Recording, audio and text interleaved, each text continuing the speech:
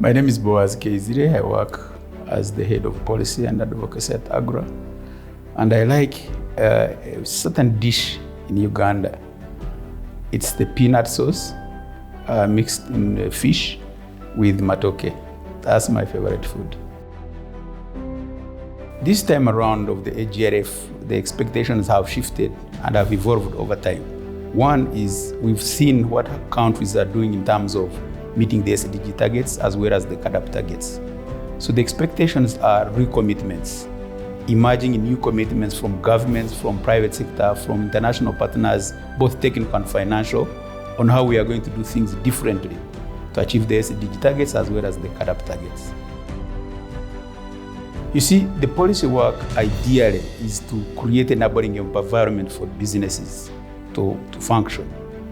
So we work with governments to identify those bottlenecks and also making sure that we bring on board stakeholders, the farmers themselves, the private sector, as well as the civil society to make sure that the reforms are reformed in a faster way, and therefore they are able to respond to the issues that farmers are facing as well as the businesses are facing. The Africa Food Prize is a signature intervention. It's an $100,000 prize, and every year the Africa Food Prize identifies a winner on the continent and beyond whose work has affected and impacted on smallholder farmers as well as agribusinesses.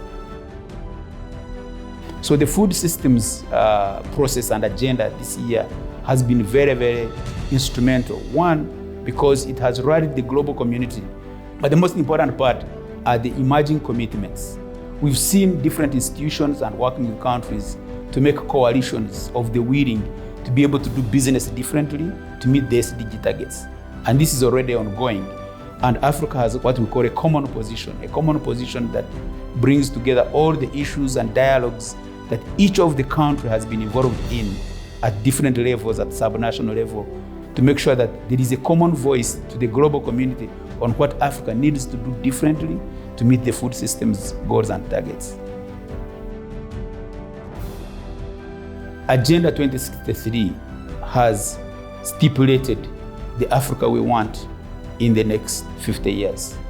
The key expectations is that everybody on the continent is able to access food in the right time and in an affordable way. Secondly, that we are able to access as Africans nutritious food. Thirdly, we look at the African continent, especially the smallholder farmers, be able to having raised their incomes and food security. Transformation is happening on the continent because Africans and smallholder farmers have the right income and food security they need.